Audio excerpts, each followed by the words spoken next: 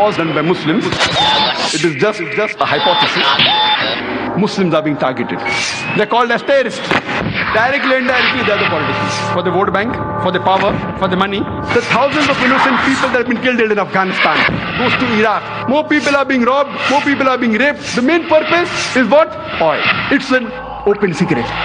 They are Buddhist terrorists, they are Hindu terrorists, they are Sikh terrorists, they are Jewish terrorists, we have Christian terrorists. Terrorism is not the monopoly of any religion. It is not.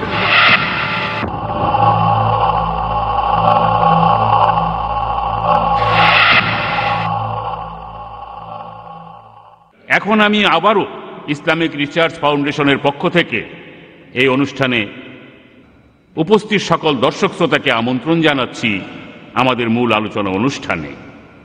আলোচনার পরে থাকবে উন্মুক্ত প্রশ্ন ও উত্তর পর্ব। সেখানে আপনি doctor Zakir নায়েককে প্রাসঙ্গিক যে কোনো প্রশ্ন করতে পারেন।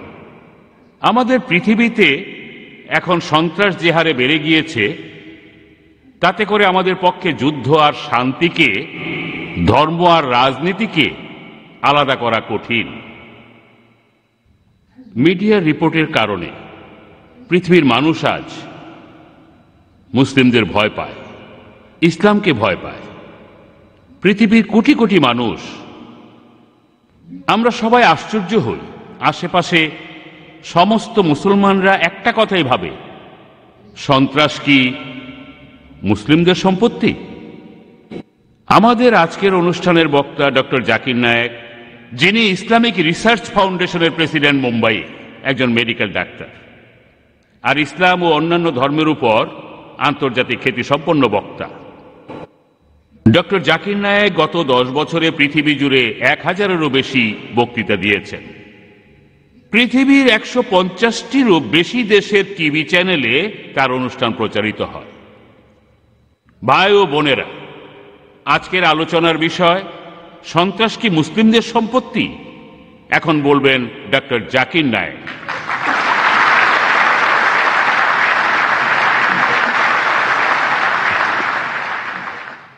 Alhamdulillah. Wassalatu wassalam ala rasulillah wa ala alihi wa sahbihi ajmain. Amma ba'd. A'udhu billahi minash shaitanir rajim. Bismillahir rahmanir rahim. Wa qul ja'al haqq wa zaqal batil. Innal batila kana zahuqa. Rabbi shrah li sadri wa yassir li amri wahlul 'uqdatam min lisani yafqahu qawli. শ্রদ্ধেয় justice hospital Suresh, আমার শ্রদ্ধেয় গুরুজনেরা এবং আমার প্রিয় ভাই বোনেরা, আপনাদের সবাইকে স্বাগত জানাচ্ছি ইসলামী সম্ভাষণে। আসসালামু আলাইকুম ওয়া রাহমাতুল্লাহি ওয়া বারাকাতুহু। আপনাদের সবার উপরে দয়া, শান্তি আর আশীর্বাদ বর্ষিত হোক সর্বশক্তিমান আল্লাহ সুবহানাহু ওয়া তাআলার। আজকে আমাদের আলোচনার বিষয়বস্তু হলো বিশ্বে সন্ত্রাস কি মুসলমানদের সম্পত্তি। প্রথমে আসুন বোঝার চেষ্টা করি সন্ত্রাস এই শব্দটার আবিধানিক অর্থ কি। সন্ত্রাস শব্দটাকে কোনো সংজ্ঞা দেয়া খুবই কঠিন। এই শব্দটার অনেকগুলো সংজ্ঞা আপনারা পাবেন, আর অনেক সংজ্ঞায় পরস্পর বিরোধী। সংজ্ঞা জিনিসটা আসলে বায়বীয়, এটা বিভিন্ন সময়ে বদলায়, আর বদলানোর কারণ ভৌগোলিক অবস্থান এবং ঐতিহাসিক ঘটনা। সন্ত্রাস শব্দটার সংজ্ঞা দেয়া খুবই কঠিন, তবে অক্সফোর্ড ডিকশনারি অনুযায়ী বলা হচ্ছে যে সন্ত্রাস হলো কোনো হিংসাত্মক কাজের মাধ্যমে কোনো রাজনৈতিক লক্ষ্য অর্জন করা বা কোনো সরকারকে কোনো পদক্ষেপ নিতে বাধ্য করা। এই সন্ত্রাস শব্দটা প্রথমবারের মতো ব্যবহার করা হয়েছিল 1790-এর দশকে, সে সময় ফরাসি বিপ্লবে। আর এই 1790-এর দশকে একজন কূটনীতিক, এডমান্ড বার্ক, একজন ব্রিটিশ কূটনীতিক, তিনি এই শব্দটা দিয়ে বুঝিয়েছিলেন সে সময় ফ্রান্সের জ্যাকোবিন সরকারকে। আর 1793 থেকে 94 সাল পর্যন্ত বলা হয়ে থাকে সন্ত্রাসের শাসনকাল, সন্ত্রাসের সময়কাল। আর ম্যাক্সিমিলিয়ান রবস্পিয়ার, তিনি ছিলেন এই সরকারের প্রধান। আর এই সময়ের মধ্যে তিনি হাজার হাজার মানুষকে হত্যা করেছিলেন, তিনি গিলোটিন চড়িয়েছিলেন হাজার হাজার নিরীহ মানুষকে। ইতিহাস এখন আমাদের বলে যে রবস্পিয়ার তখন 5 লক্ষেরও বেশি মানুষকে অ্যারেস্ট করেছিল। আর তার মধ্যে 40,000 মানুষকে হত্যা করা হয়েছিল।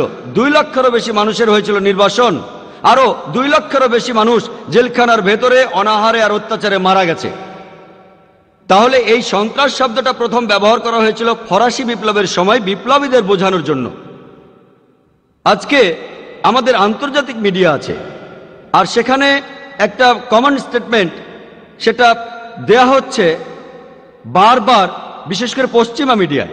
আর সেই স্টেটমেন্টটা হলো সব মুসলমানই সন্ত্রাসী না, তবে সব সন্ত্রাসী মুসলমান।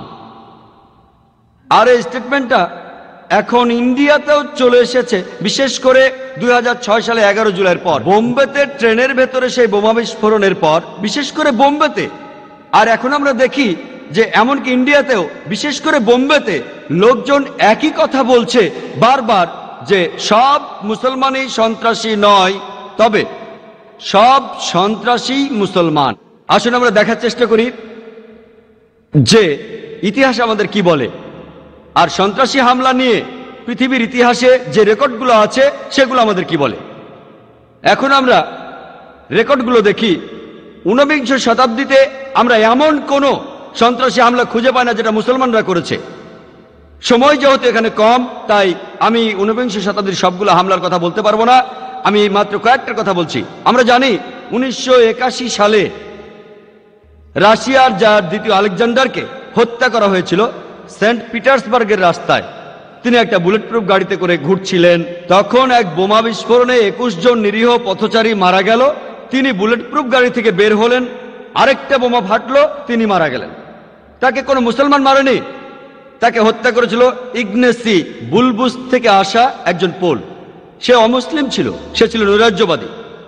আমরা জানি 1886 সালে শিকাগো শহরে হে মার্কেট স্কোয়ারে শ্রমিকদের মিছিলের মধ্যে একটা বোমা বিস্ফোরিত হয়েছিল, আর 12 জন নিরীহ মানুষ মারা গিয়েছিল।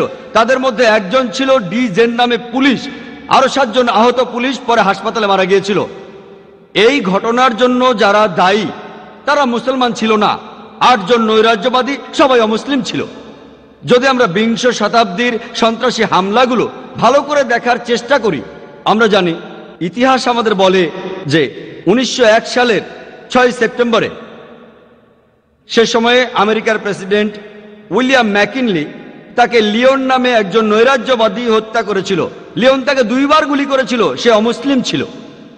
আর 1910 সালের 1 অক্টোবরে একটা বোমা বিস্ফোরিত হয়েছিল, আর সেটা হয়েছিল লস অ্যাঞ্জেলেসে টাইম নিউজ পেপার বিল্ডিংয়ে। এখানে 21 জন নিরীহ মানুষ মারা গিয়েছিল। এই বোমা বিস্ফোরণের জন্য যারা দায়ী তারা 2 জন ছিল খ্রিস্টান, তাদের নাম ছিল জেমস আর জোসেফ। তারা ছিল ইউনিয়ন লিডার, তারাও অমুসলিম ছিল। আমরা জানি যে 1914 সালের 28 জুন সারায়েভোতে অস্ট্রিয়ার আর্কডিউক ফ্রাঞ্জ এবং তার স্ত্রী সোফিয়া একসাথে নিহত হয়েছিলেন। এখান থেকেই শুরু হয় প্রথম বিশ্বযুদ্ধ। আর এই হত্যাকাণ্ডের জন্য যে লোকগুলো দায়ী ছিল তাদের দলের নাম ছিল ইয়াং বসনিয়া, আর তাদের বেশিরভাগই ছিল সার্বিয়ান, তারাও অমুসলিম ছিল। ইতিহাস থেকে আমরা জানতে পারি যে 1925 সালের 16 এপ্রিল হয়েছিল একটা বোমা বিস্ফোরণ। ঘটনা ঘটেছিল বুলগেরিয়ার রাজধানী সোফায়ার সেন্ট ন্যাডিলিয়া চার্চে। এখানে 150 জনেরও বেশি নিরীহ মানুষ মারা গিয়েছিল, আহত হয়েছিল 500 জনেরও বেশি। এটা ছিল বুলগেরিয়ার নিজের মাটিতে তখন পর্যন্ত সবচেয়ে বড় সন্ত্রাসী আক্রমণ। আরেকটা কাজ করেছিল বুলগেরিয়ান কমিউনিস্ট পার্টি, তারাও অমুসলিম ছিল। আমরা জানি ইতিহাস আমাদের বলে যে 1934 সালের 9 অক্টোবর যুগোস্লাভিয়ার রাজা প্রথম আলেকজান্ডার, তাকে একজন বন্দুকধারী হত্যা করে যার নাম ছিল ভ্লাদা জার্জিভ। সেও একজন অমুসলিম ছিল। প্রথম যে আমেরিকান প্লেনটা হাইজ্যাক করা হয় সেটা কোনো মুসলমান করেনি, কাজটা করেছিল ওর্টিজ নামে এক অমুসলিম। সে প্লেনটা হাইজ্যাক করে নিয়ে যায় কিউবায়, আর পরে সেখানে রাজনৈতিক আশ্রয় নেয়। Terrorism is not the monopoly of any religion. It is not. আমরা যদি সন্ত্রাসী আক্রমণের ইতিহাসটাকে দেখি তাহলে জানতে পারবো যে 1968 28 আগস্ট গুয়েতেমালার অ্যাম্বাসেডর তাকে হত্যা করেছিল একজন অমুসলিম। 1969 সালে জাপানের অ্যাম্বাসেডরকে ছুরি মেরে হত্যা করেছিল এক জাপানি অমুসলিম। ব্রাজিলের অ্যাম্বাসেডরকে ওই একই বছরে অপহরণ করে একজন অমুসলিম। সেই বিখ্যাত ঘটনা ওকলাহোমা বোম্বিং, সেটা হয়েছিল 1995 সালের 19শে এপ্রিল। সেখানে বোমা ভর্তি একটা ট্রাক ওকলাহোমার ফেডারেল বিল্ডিংয়ে আঘাত করে, মারা যায় 166 জন নিরীহ মানুষ, আহত হয় আরো কয়েকশো। প্রথম দিকে খবরের কাগজে লেখা হয়েছিল মধ্যপ্রাচ্যের ষড়যন্ত্র। দিনের পর দিন, কয়েকদিন পরে জানা গেল যে কাজটা দুজন ডানপন্থী দলের সমর্থকের, খ্রিস্টান। তাদের নাম তিমোথি আর টেরি। এরাই ওকলাহোমার ফেডারেল বিল্ডিংয়ে বোমা বিস্ফোরণটার জন্য দায়ী। তবে খবরটা যখন আসলো, কয়েকদিন কাগজে থাকলো, তারপর হাওয়া। তার আগে দিনের পর দিন মধ্যপ্রাচ্য ষড়যন্ত্র, মধ্যপ্রাচ্য ষড়যন্ত্র। তৃতীয় বিশ্বযুদ্ধের পর 1941 সাল থেকে 1948 সাল পর্যন্ত এই 8 বছরের মধ্যে 259টি সন্ত্রাসী আক্রমণ চালিয়েছে শুধুমাত্র ইহুদি সন্ত্রাসীরা। অনেকগুলো দল আছে, ইরগুন, ইস্টার্ন গ্যাং, হ্যাগানা। আর আমরা জানি কিং ডেভিড হোটেলের সেই বিস্ফোরণটার কথা। ঘটনাটা ঘটেছিল 1946 সালের 22শে জুলাই। বিস্ফোরণটা ঘটিয়েছিল ইরগুন, নেতৃত্বে ছিলেন মেনাকেন বেগান। এখানে 91 জন নিরীহ মানুষ মারা গিয়েছিল। তার মধ্যে 28 জন ছিল ব্রিটিশ, 41 জন আরব, 7 জন ইহুদি, এছাড়া আরো ছিল 5 জন। এই ইরগুন গ্রুপ আরবদের মতো পোশাক পরেছিল যাতে লোকজন মনে করে আরবরা এই ঘটনা ঘটিয়েছে। এটার জন্য দায়ী ছিলেন মেনাকেন বেগান। আর এটা ছিল ব্রিটিশ ম্যান্ডেটের বিরুদ্ধে ইতিহাসের সবচেয়ে বড় আক্রমণ। এখানে 91 জন মারা যায়। আর সেই সময়টাতে মেনাকেন বেগান তাকে 1 নম্বর সন্ত্রাসী বলে অভিহিত করেছে খোদ ব্রিটিশ সরকার। পরবর্তীতে কয়েক বছর পরে তিনি হলেন ইসরায়েলের প্রধানমন্ত্রী। আর তার আরো কিছুদিন পরেই তিনি শান্তিতে নোবেল প্রাইজ পেলেন। চিন্তা করেন, যে মানুষটা খুন করেছে হাজার হাজার নিরীহ মানুষকে, সে প্রধানমন্ত্রী হয় ইসরায়েলের, আর কয়েকদিন পরে নোবেল প্রাইজ পায় শান্তিতে। আর তখন এই সন্ত্রাসী দলগুলি যেমন ইস্টার্ন গ্যাং, ইরগুন, হ্যাগানা, এই সব দলগুলি আর নেতারা যেমন Isaac Rabin, Menachem Begin, Ariel Sharon, এরা সবাই পরে ইসরায়েলের প্রধানমন্ত্রী অথবা উচ্চপদস্থ কর্মকর্তা হয়েছিলেন। আর এরা সবাই যুদ্ধ করেছিল একটা ইহুদি রাষ্ট্রের জন্য। যদি পৃথিবীর ম্যাপটা দেখেন, 1945 সালের আগে ইসরায়েল নামে কোনো দেশ ছিল না। ইসরায়েল দেশটাই ছিল না। এই ইহুদি দলগুলি, এই দলগুলিকে সন্ত্রাসী বলে ডাকতো ব্রিটিশরা। তারা একটা ইহুদি রাষ্ট্রের জন্য লড়ছিল। পরে তারা শক্তি দিয়ে ইসরায়েল দখল করে আর প্যালেস্টাইনিদের তাড়িয়ে দেয়। এখন এই লোকগুলি প্যালেস্টাইনের লোকদের বলছে, যাদের দাবিটা আরো জোরালো, তাদের দেশ ফেরত চায়। এখন তাদেরকে সন্ত্রাসী বলে ডাকছে ইসরায়েলিরাই। চিন্তা করেন, হিটলার 60 লক্ষ ইহুদি মেরেছিলেন। তিনি ইহুদিদের বের করে দিয়েছিলেন। তারা প্যালেস্টাইনে যাবে কেন? প্যালেস্টাইনিরা তাদের জ্ঞাতি ভাইদের আমন্ত্রণ জানিয়েছিল। তারা যদি কোনো দেশ চায় তাহলে জার্মানিতে ফিরে যাওয়া উচিত, ইউরোপে যাওয়া উচিত। চিন্তা করেন, প্যালেস্টাইনিরা তাদের স্বাগতম জানিয়েছিল। ধরেন আপনার বাসায় একজন মেহমান আসলো, অচেনা সেই লোককে আপনি বাসায় থাকতে দিলেন, আর কিছুদিন পর সে আপনাকে বাসা থেকে বের করে দিল। আপনি দরজার সামনে বলতে থাকলেন, আমার ঘর ফেরত চাই, ফেরত দেন। লোকে আপনাকে বলবে সন্ত্রাসী। ঠিক এই ঘটনাই ঘটেছে। আজকে এই প্যালেস্টাইনিদের সন্ত্রাসী বলা হচ্ছে কেন? তারা তাদের দেশ ফেরত চায়। আর এখন পৃথিবীর মানুষ, বিশেষ করে উন্নত দেশগুলির মানুষ, তারা নির্বিকারভাবে এই অন্যায় মেনে নিচ্ছে। আমরা জানি যে জার্মানিতে ইতিহাস আমাদের বলে 1968 থেকে 1992 সাল পর্যন্ত রাডার মেন হফ গ্যাং তারা অনেক নিরীহ মানুষকে হত্যা করেছিল। ইটালিতে ইতিহাস থেকে আমরা জানতে পারি রেগ ব্রিগেডের কথা, তারাও অনেক নিরীহ মানুষকে হত্যা করেছে। এমনকি 1978 সালে তারা অপহরণ করে ইটালির প্রধানমন্ত্রী অ্যালডো মোরাকে, আর 55 দিন পর তাকে হত্যা করে। আরো যদি দেখেন এরকম দল, এরকম সন্ত্রাসী দল এমনকি জাপানেও আছে, দ্য জাপানিজ রেড আর্মি। তারা একটা বৌদ্ধ কাল্ট, ওম শিনরিকিও বৌদ্ধ কাল্ট। আর তারা একবার নার্ভ গ্যাস দিয়ে টোকিও সাবওয়েতে হাজার হাজার মানুষকে মারতে চেয়েছিল, কিন্তু ভাগ্য ভালো, তারা খুব একটা সফল হতে পারেনি। সেখানে মারা গিয়েছিল মাত্র 12 জন। তবে 5700 জনেরও বেশি নিরীহ মানুষ এই ঘটনায় নার্ভ গ্যাসের কারণে আহত হয়েছিল। এরা সবাই বৌদ্ধ।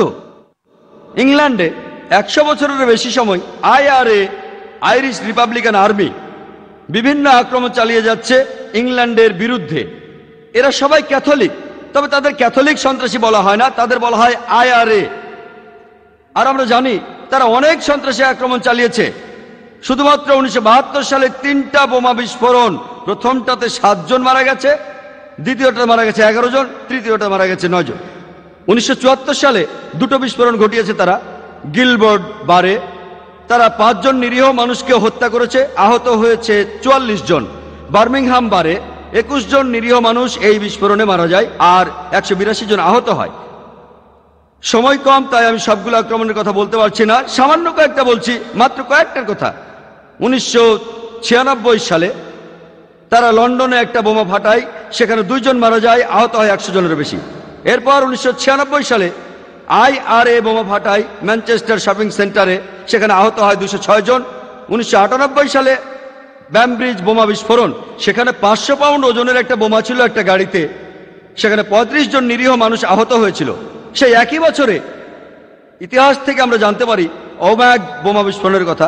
500 পাউন্ড ওজনের একটা বোমা ছিল একটা গাড়িতে, আর 29 জন নিরীহ মানুষ মারা গিয়েছিল, আহত হয়েছিল 330 জন। আর এই রেকর্ডগুলো লিখেছে অমুসলিমরাই, এগুলো কোনো মুসলমান লেখেনি। সব রেকর্ডই অমুসলিম সোর্স থেকে, অ্যামনেস্টি, BBC, ইন্টারনেটে গিয়ে আপনিও চেক করে দেখতে পারেন।